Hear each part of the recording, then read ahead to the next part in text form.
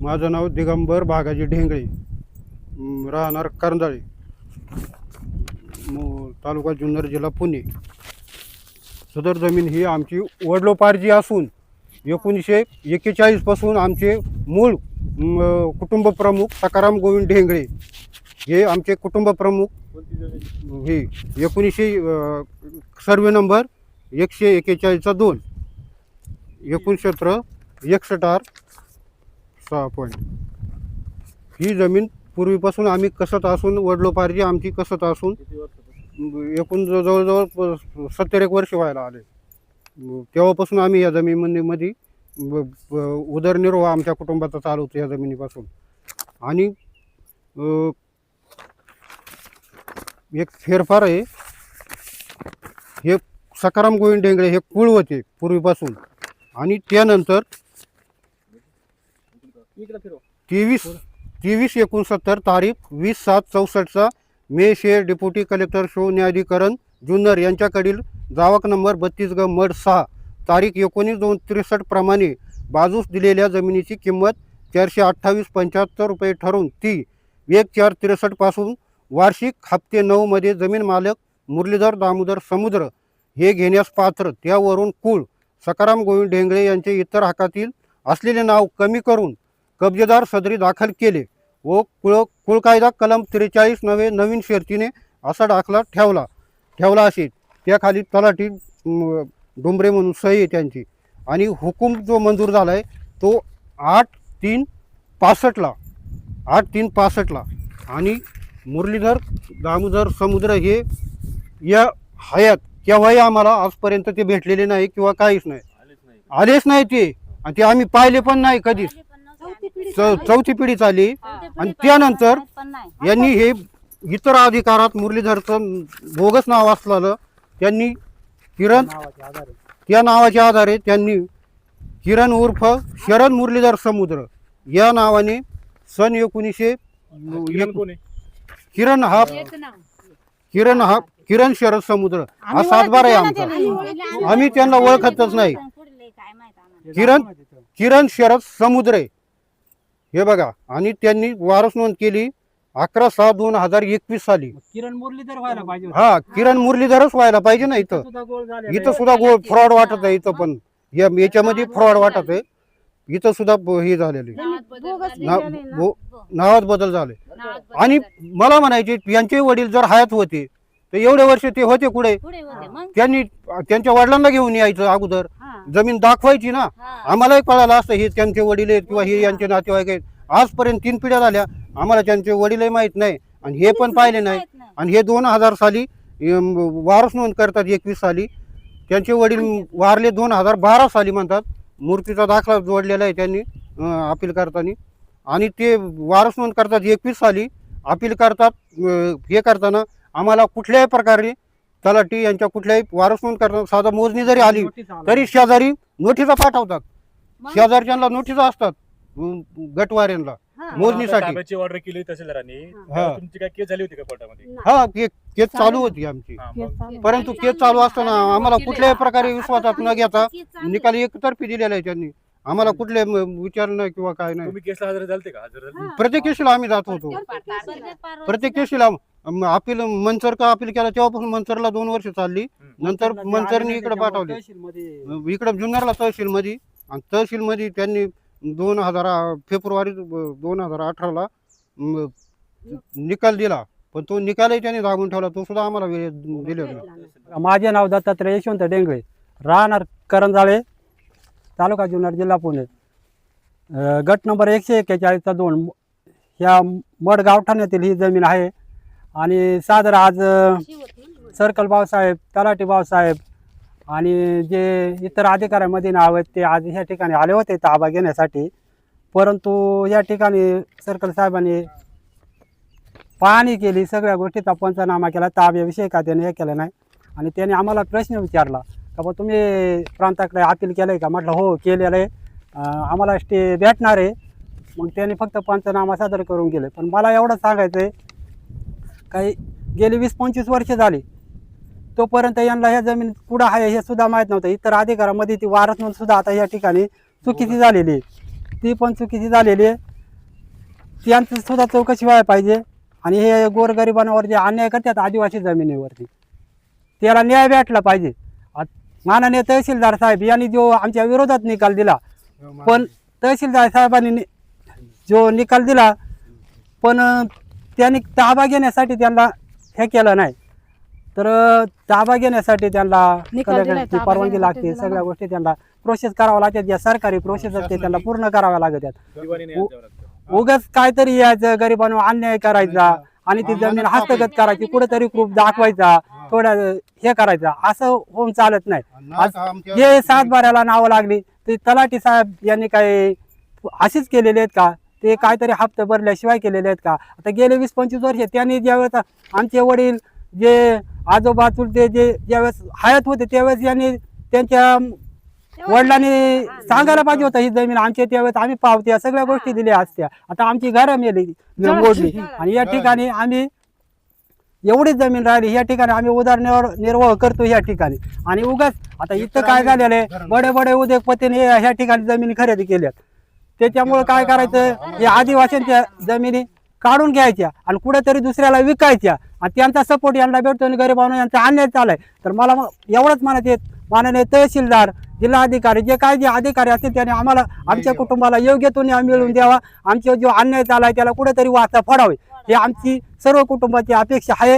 आणि जेणेकरून आमच्याकडे हे कागदपत्र आहेत, उगाच कुठेतरी ते नाव राहिले त्याच्या आधारे कुठेतरी आमची जमीन बळकावण्याचा प्रयत्न यांनी करू नये, एवढं आम्हाला ह्या ठिकाणी बोलायचं.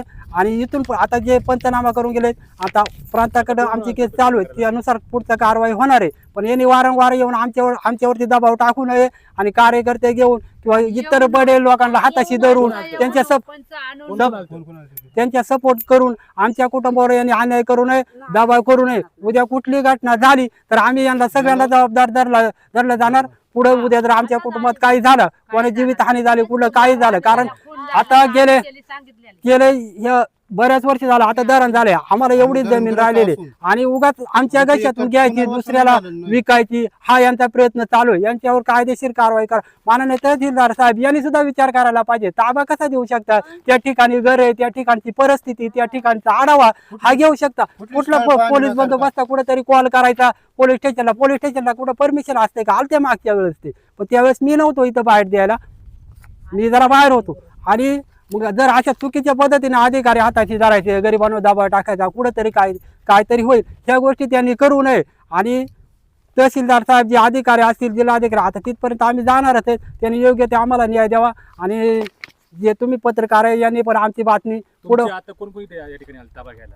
आता ते किरण समुद्रन ते आलते, चित्रा वाघ जे होते ना ते आलते. आणि तहसीलदार साहेब हे ताब्यासाठी नव्हते आले, आपलं हे सर्कल भाऊसाहेब आणि तलाठी ते फक्त पाहणी करायसाठी आले. बुवा जागेची सादर काय काय आहे त्याच्यामध्ये, नाही का? त्यांनी तसं सांगितलं. म्हटलं तुम्ही काय करता? म्हटले आम्ही फक्त जागेची पाहणी करतो, आम्हाला ते पत्र आहे. तसं त्यांनी ते पंचनामा वगैरे केला तो त्यांच्याकडेच आहे.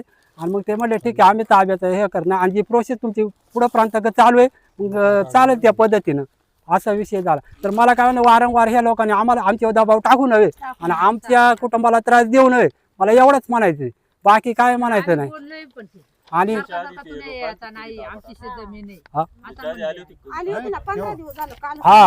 पहिली पण किती तारखेला आली?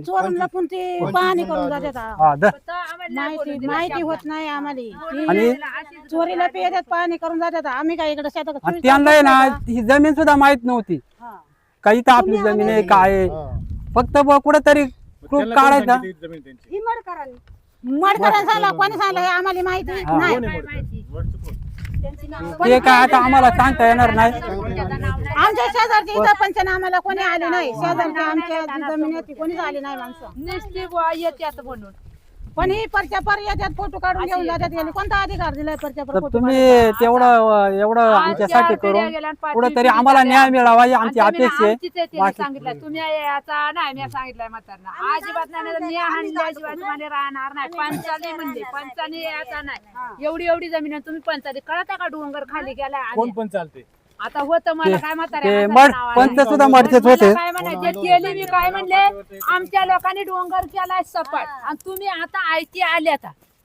डोंगर कमी केलाय आणि तुम्हाला नीती दिसायला लागली डोंगर कमी आल्या केला मी म्हणले मडच्या पंचारी सांगितलं याचा नाही तुम्ही डोंगर खाली केलाय आम्ही आमच्या वाडवडिलांनी जमीन केली ना आम्ही खारली स्वतः नाही केली पंचाली म्हणले तुम्ही कसं काय उठून आलं म्हणला पंच काय थोडा विचार करायचा ना याने काय मेहनत असं डोंगर होता हा आणि तो डोंगर आम्ही खचाळलाय सोपी झाले काही हा लय बोलले मी अति बोलले म्हणला उद्या कमी सरत आणि सारखी येऊ नका आली तर मी आत्महत्या दिली म्हणला करील माया पोरांसाठी मला काय व्हायचे गेले मी पण माया मागच्याली सुख येऊ दे खाऊ दे पण मी मरल म्हणला डायरेक्ट सगळ्यांच्या समोर तोंडाव म्हणले तेवढे सर्कल बिरकल सगळी होती ती म्हणली बोलू नको म्हणला तुम्हाला पंचाली कळता का डोंगर खाली केलाय आम्ही धसवाता धस हा आज 4 पिढ्या गेल्या 5वी पिढी आहे माझी आज माझ्या आजान पंजान फलाना दिसताना त्यांनी जमिनी केल्यात या तयार हा सोपं का लय बोलले मी पॉइंटानाच बोलले मी वाईट नाही तुम्ही कशाला आता पंचाने म्हणलं थोडा आमचा विचार करायचा 18 वर्षात नाही तर तुम्ही पंच चालेल काय मडचं म्हणला उद्या काय झालं तर पंचाली धरील म्हणला हा असं मी सांगितलं मी लय बोलले म्हणजे लय ते म्हणलं बोलू नको आजी आजी आम्ही एरी आलोय म्हणलं बोलू नको आजी एरी का आला मी डायरेक्ट म्हणले तुम्ही कशाला आले याचाच नाही डायरेक्ट हा शब्द लावून धरला तुम्ही याचाच नाही इथं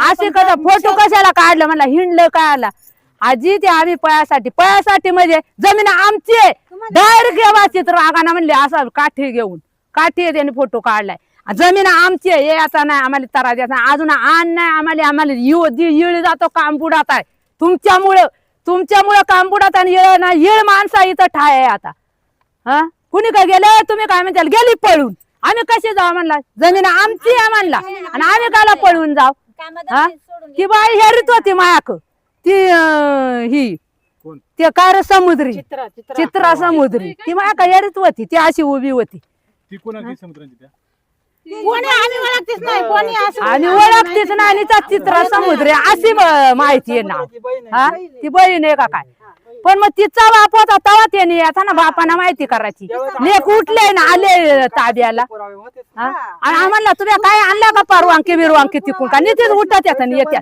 अजिबात नाही आता सांगितलंय जाताना येतच नाही ना तर आता मी काय म्हणले शंकर रागाना सांगितले दगड मार कोणी मरो म्हणला आम्ही आणि डायरेक्ट बाच्या केले डायरेक्ट बाच्या केले सगळे सरकार भाऊसाहेब असा उभा होता तलाठी म्हणतो आजी थांब असं बोलला आजी थांब ना तू जरा थांब नाही म्हणला जमीन आमची आहे भाऊसाहेब आमची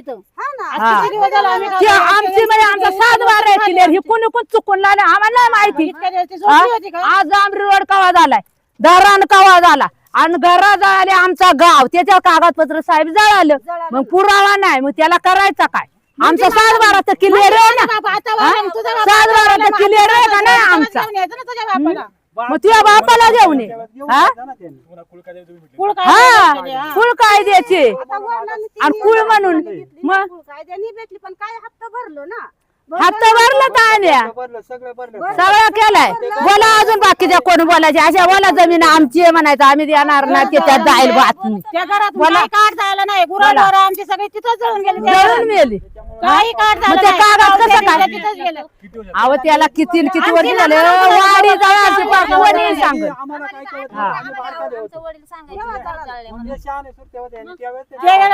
आता ही पोरा या वाढलीची होती मी काय केली नव्हता मला माझ्या आजा पण ज्यांनी घेतले नंतर म्हणजे बी आले का नाही का मला माहिती आहे काय तवाचा कायदा नियम आम्ही होतो का पहिली जुनी राज मी कागदपत्र त्या घरातच जळले काढ झाली नाही गुराढोर तिथंच जळली आखी जळून काय काढता येणार आम्हाला खायला तेवढ्या भेटल्या आम्हाला तेवढं आम्ही सादर केले आणि तलाठी भाऊसाहेबांनी फुकट 7 बारा आमच्या नाव केलं का काहीतरी ती रक्कम पूर्ण गेल्यामुळे तरी ते नाव राहिलं आमचे वडील जर ती लोक त्या ठिकाणी आली बरं ताबा घ्यायला ती लोक जर या ठिकाणी परत आली ताबा घ्यायला तर तुम्ही काय करणार मग? हे बघा, हे जरी ताबा घ्यायला आली शासनाची 36 ब ची परवानगी लागते ताबा घ्यायला. असं काही ताबा घेता येत नाही. आणि ताबा घेऊ शकत नाही. आम्ही एकतर धरणग्रस्त आहे राहिलेले, आम्हाला एवढल्याच्या जमिनी आमचं पुनर्वसन सुद्धा केलेलं नाही शासनाने, पुढंच काही केलेलं नाही आम्हाला. हयात आमच्या अन्याय होतोय असे हे केले तर 6 वर्षापासून त्यांनी आमच्यावर अन्याय चालवलाय. आम्हाला मनस्ताप दिलाय आम्हाला. नीट कामधंदा करून देते नाही काय नाही. हे बोलावले या नोटीचा या तारखेला हेच चाललंय आमच्या या ठिकाणी. यांच्यावर आम्ही एट्रॉसिटी गुन्हा दाखल करणार आता परत दिसली आमच्या कुठलाही कागद आम्हाला यांनी कुठलाही कागद आमच्याकडे आला नाही पाहिजे आता. यांच्यावर आम्ही पोलीस स्टेशनला एट्रॉसिटी गुन्हा दाखल करणार.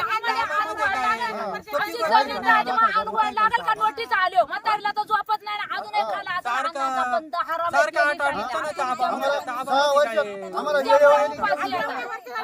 आम्ही कामधंदा करायचं का हे करायचं का गोरगरिबांना आज इकडे तिकडे जायचं पुढे जायचं. हे पुण्यात राहतात, बंगल्यामध्ये राहतात, गाड्या घोड्यानं उडतात आणि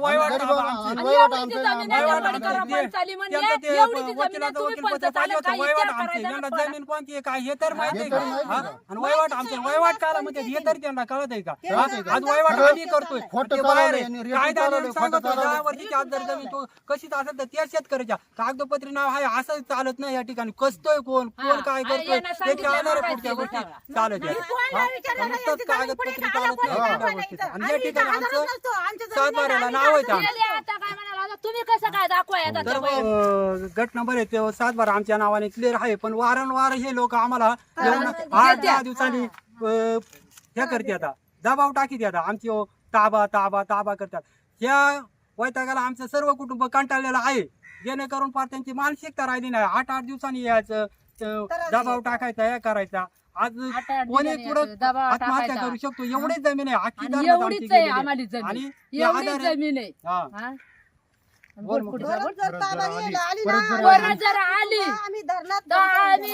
आमचा कुटुंब आम्ही धरणात आत्महत्या करू आणि ती जमीन तुम्हाला घ्या आणि याला जबाबदार सरकार राहील आणि याला जबाबदार सरकार राहील. आम्ही आमच्या जमिनीमुळे आत्महत्या करणार. या लोकांनी आम्हाला जर तारा दिला आठवड्याना 4 दिवसांना तर आम्ही आत्महत्या करणार आणि मग तेली साईडला सर्कल भाऊसाहेबाला वाढवू.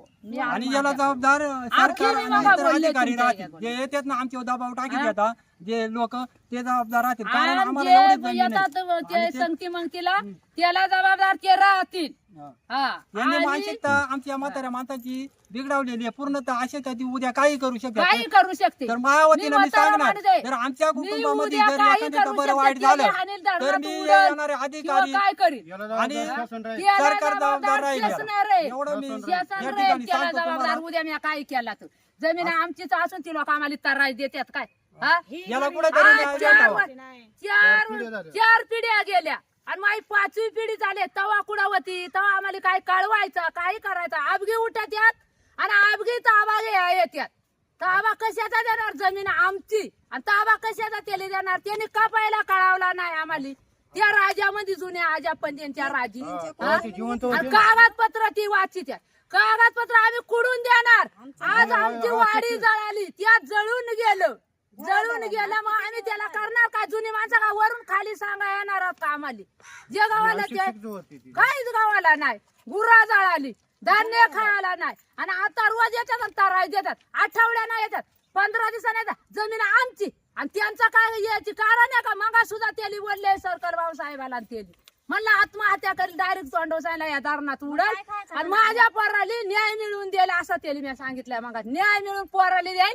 माझा साहेब काय होणार नाही, मी दारणात जीव देणार. फक्त तुम्ही फिरून या जे त्यांच्या मागा आलं त्याला पण मी सांगितलं तुम्ही कशाला आला? आम्ही डोंगर खाली केला, आम्ही मेहनती केल्या, आमच्या आजा पंजानी त्याच्या मागा आम्ही केल्या आणि तुम्ही काय विचार करून पंचानी याचा होता ना फुकाट जमीन आहे का आमची जमीन असून तुम्ही चालल्यावर थोडा विचार करायचा पंचांनो तुम्ही. उद्या काही झालं पंचाली बोट करून दाखवला तर तुम्हाला मी धरणार, मी आत्महत्या करणार. माझ्या पोरांसाठी त्यांची न्याय मिळू दे, मी मरू दे, मी कुठेतरी कधी जाणार आहे आज ना उद्या, पण माई सुखरूप माग राहू दे. आणि ही लोक उठत यात आणि इथं आता मंगास आयला यायचा नाही, मंगास पार दडावून यायचा नाही, आली तर आम्ही हान मार करणार. काय व्हायचं असेल ते होईल, धरणात उडी मारणार तुमच्या समोर. पोराली म्हणे धरा येऊ नका, मी जाऊ दे, मी जाऊ दे, तुमचं कल्याण होऊ दे माग. हा मग चिकार बोलले इथं सांगण्यापेक्षा त्यांच्या तोंड